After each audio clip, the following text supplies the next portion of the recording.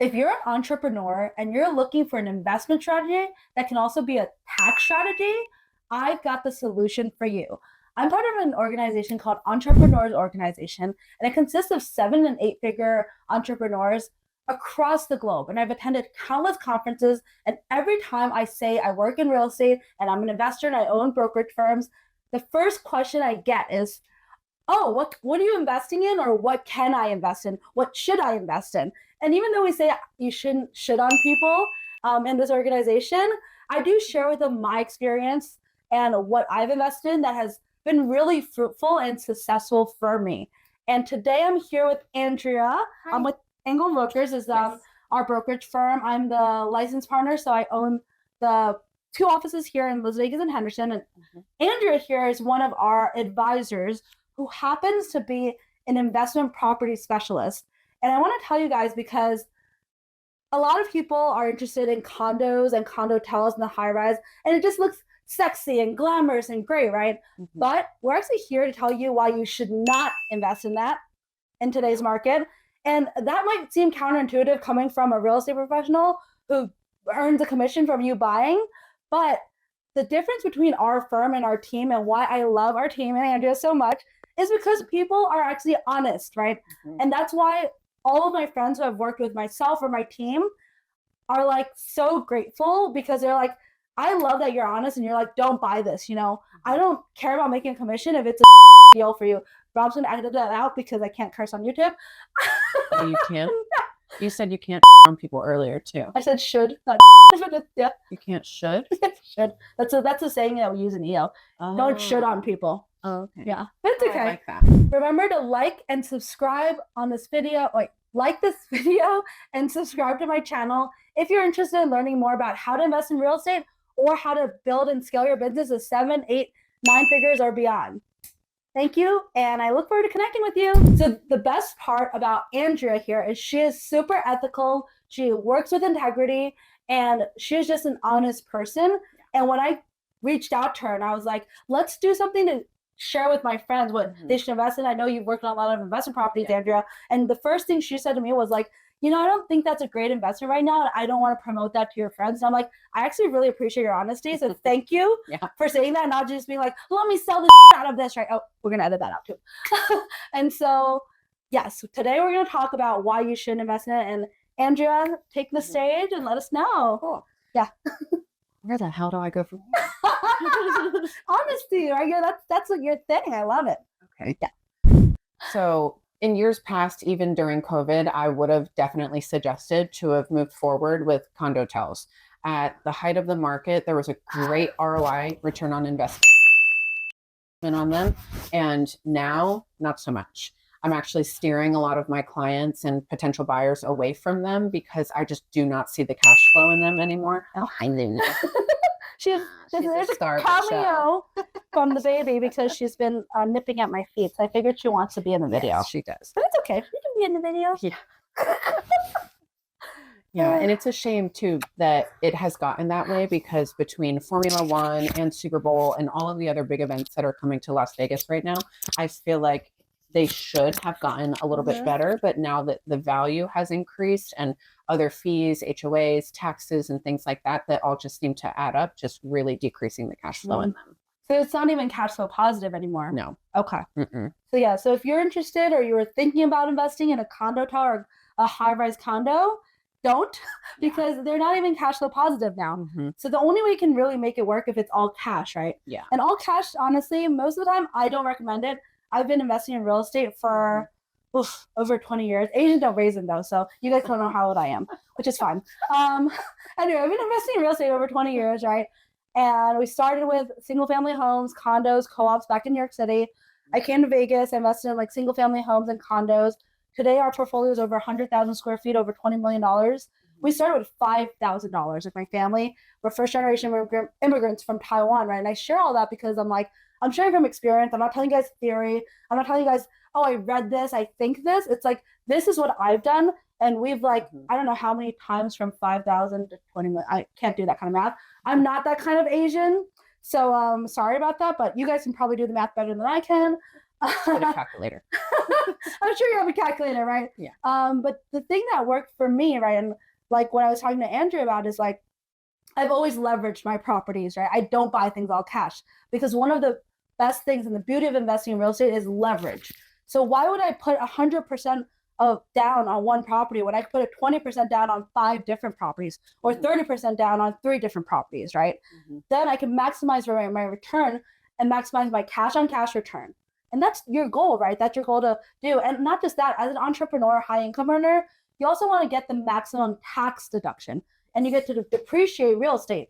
And so you get more opportunity for return, but also more opportunity for tax deductions if you have more properties. So that's why I've never bought anything all cash, except I have paid off a property that I had a loan on, but that's because it was a commercial property, and that commercial property, the loan came due. There's balloon payments on commercial. Just this is off a little bit of a tangent, but if you're thinking about investing in commercial real estate, one of the main differences between residential and commercial is that commercial loans tend to have a balloon payment, and the balloon payment usually comes due at the end of 5 or 7 years. And so at the end of that, you either have to refinance or you have to pay it off or sell or something. Unless you're doing an owner will carry or creative financing, which you actually can do owner will carry. But that's on residential, right? With the condotel units. Yeah, so on the residential side, it might make sense. Yeah. And there are other forms of, hard money financing or condotel financing, owner will carry, creative terms that you can do. And if you are looking for a little bit more of a long-term goal and just looking to stash money, then this may be a good option for you in particular. But if you're looking for some sort of return, we have something else that we could suggest. Yeah. So to be totally transparent, because that's how I operate, that's how we operate, right? I always say honesty is both my best and my worst trait. Yes. Little catch 22. So I will tell you what you need to hear, not necessarily what you want to hear sometimes, right? And that's the truth is when talking to Andrea, I'm not the residential specialist, she is, right? I don't think there's really cash flow right now in most properties, right? No, the market is down right now. We are hoping for it to take a little bit of an upturn within the next quarter, but we don't have a crystal ball. I wish that I did. But all we can do is just provide you the education and knowledge that we know as of right now, and hopefully we can guide you in the right direction. Yeah, and so with the interest rates being where they are, with the prices being where they are, and the rent being where they are, the numbers don't usually pencil out if you're looking for cash flow right now, right? Am I correct? Yeah. Okay. Yeah, prices are a little bit too high right now to even see a match on what current rents are at. So, I mean, your rental market right now isn't even going to cover what your mortgage would be. So you'd basically be renting out the property and then still paying on top of what maybe your HOA difference would be, or if it just doesn't even match comps. So, but there is a light at the end of the tunnel. I don't bring bad news without bringing some good news. That's the way I see things. I'm an eternal optimist, and I'm very solution oriented. That's how I've always operated. That's how I've built the portfolio and businesses that I have, right? So the light at the end of this tunnel is actually the way that my family built our portfolio to 20 million was investing in properties that did not cash flow. I know it sounds very counterintuitive if you're relatively new to real estate investing, or you're just like, have always invested in cash flowing properties. Why would you invest in properties that don't cash flow, right? A lot of people have asked me that, but we did this for years, right? In the beginning of our investing journey, we invested in properties that did not cash flow for many, many years because we started investing in New York City. And in New York City, the majority of properties do not cash flow there because of the way that the taxes are, because of the way that the government fees and regulations are. It sucks there. They're not business or investor friendly.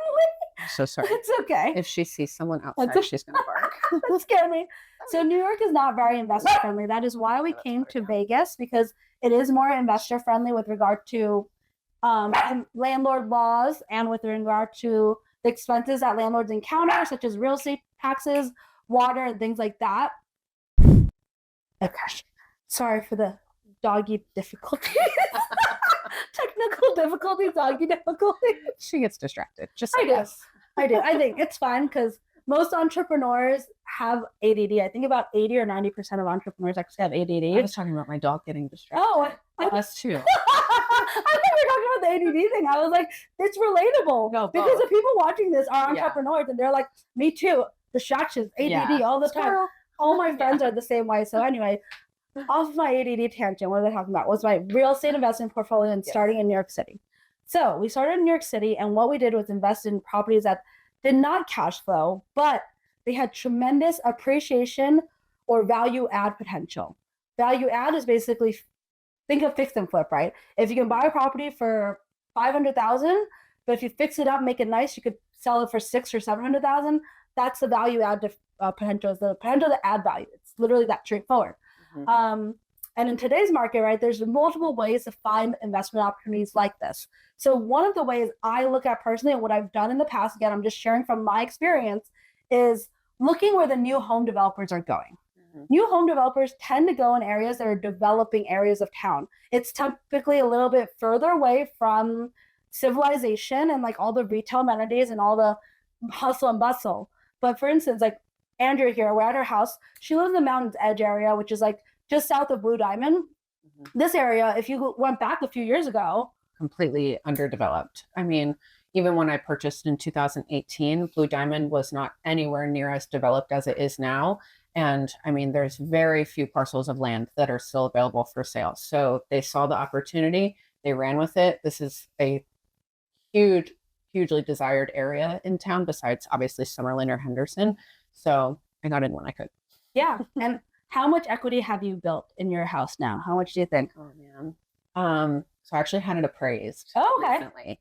And I purchased it in 2018 for $275. Okay. And as of 2 weeks ago, it's worth $425. Okay, so you've built, let's see, 150,000 in equity. Yeah. Just from a primary residence. And I'll share my personal example. My primary residence here, it was a new home community as well. I bought it back in 2000 and, let me think, 14 maybe? Was it 14 or 15? I don't know. It was a long time ago. But I bought it for, it was like maybe 400-ish or less. I know that I have over 300,000 in equity because my HELOC alone, my HELOC home equity line of credit is for over 300,000, and they don't give you the full amount of equity. 80%. Yeah. It's an 80% ratio. Okay. See, I don't know that. This is why, as entrepreneurs, you guys know this, hire people smarter than you, and then just ask them questions if you don't know it, right? So I'm just like, we all learn at some point or another. I was like, that's a job of leadership. Where I was like, I just hire people smarter than me, and I was like, thank you. I didn't know that. I was like, I know it's a percentage, right? I was like, I don't know the details. I'm a visionary. Like, sure, a lot of you guys can relate as entrepreneurs. We're usually visionaries, and we're like, details are not my strength. Details are Andrea's strength. So when it comes to paperwork, when it comes to details, I'm like, Andrea, help me out. So yeah, you'll want her on your team if you're an entrepreneur like me and you're kind of all over the place and like not focus on details, because she'll actually focus on the details for you. She'll actually like look at every freaking dot your I's, cross your T's, all the contracts and things like that. And she can even run like the financial analysis. You've read those before, right? Yeah. I remember, what was the one that you did? I remember you did one for one of those condotels, right? Where you kind of like, can you kind of walk through what you looked up and how you broke it down for investors? So previously, having done those transactions, you learn a lot about what the owner goes into. And so you're just requesting the pro forma and the P&L, which is basically profit and loss statement, from either the listing agent or the owner. And that provides you with all of the information that you need to know. You're seeing exactly how much their expenses are each month, what they're losing, what they are gaining, and where it's all coming from. Us type A's love our Excel sheets. Yes, and I love them. I just don't want to put them together, but you can. Oh, putting them together is very difficult. There's another agent on our team, Belen, who always helps me with mine. But once you got it all down, it's very, very, very helpful. Yeah. And especially, like you said, being visionary, having it all in front of you and seeing everything and it auto-calculating, you're like, yes, and no. So it definitely helps a lot. But I think that having all of that information, rather than just saying, hey, this is a really good investment property, you should buy this. And realistically, anybody that is experienced in purchasing investment properties is not just going to go with what you suggest. They want to see the details, what their P&Ls are, and how it's going to perform in their portfolio. So I think that all of that is very important to present to clients, because otherwise they're going to be like, what is this chick talking about? So I think that stating facts and coming with the most information possible is not only going to show your value, but also why they should move forward with what you're suggesting. Exactly. And this is why, as any buyer, but definitely as an entrepreneur, because you have a million things going on, you need to work with a buyer's agent. You need to have a buyer's agent on your team. More specifically, you need a buyer's agent on your team that actually knows how to run these numbers for you and that is actually experienced in running these numbers. And because I've been there, right? I've invested out of state in a completely new city before. And in that city, I didn't know what the assumptions were. I don't know what their taxes are. I don't know what the HOAs are. I don't know what the norm is. It's in Houston. I'm in Las Vegas, right? I only have one property. And like no agent that I spoke with knew how to run a simple cash on cash return for me. I was like, is this really that difficult of a request? I'm like, look, I just want to know after my mortgage, after the HOA, what am I going to net given the rental cost? Let me know that. And people couldn't run that for me. And as a busy entrepreneur, I was like, oh my God, this is so annoying. Like I have to do this shit myself. I'll just edit that out. And I'm like, why the hell do I have to why, they're getting paid. Like, why can't they do this? Right. It's a service I feel like agents should provide if you know how to work with investors and analyze investment properties. And the majority of agents sadly do not know this. Probably 80 to 90% don't know this, sadly.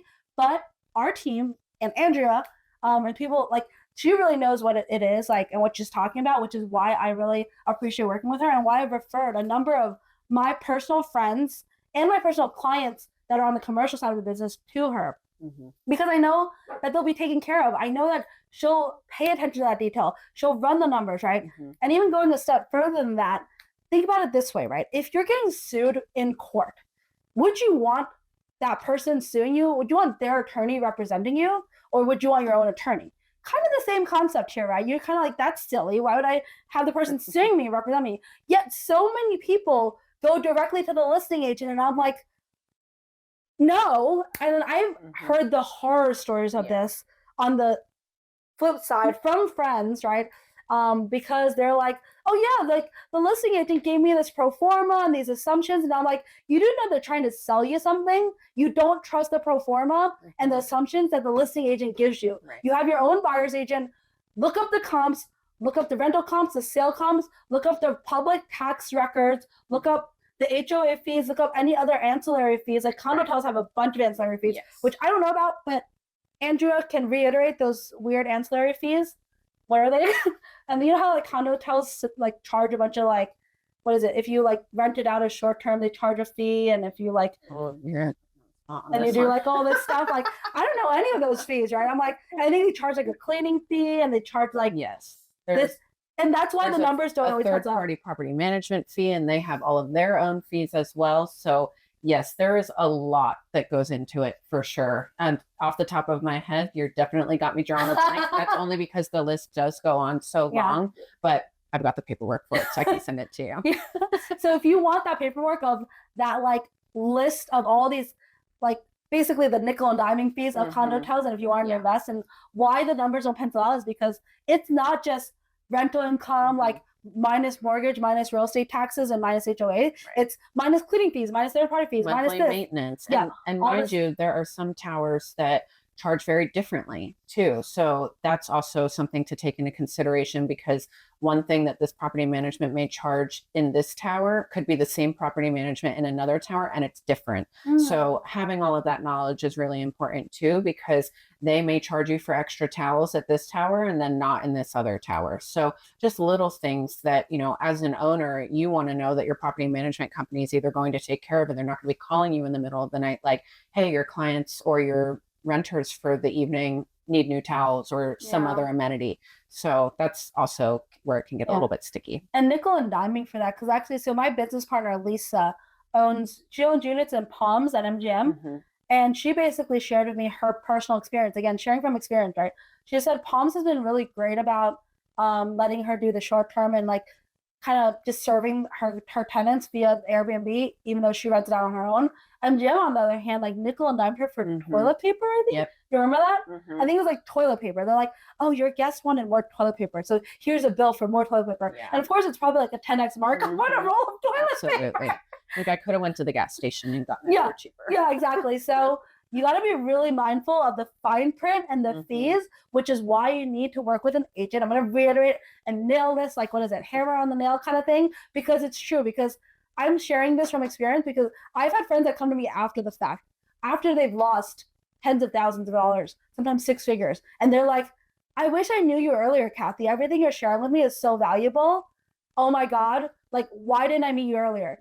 Right? Or when they do meet me, they're like, I'm so grateful I met you because now I don't have to worry about losing tens of thousands of dollars or hundreds of thousands of dollars because you're going to tell me the no BS, like truth. And your team's going to tell me the no BS truth because that's how we operate.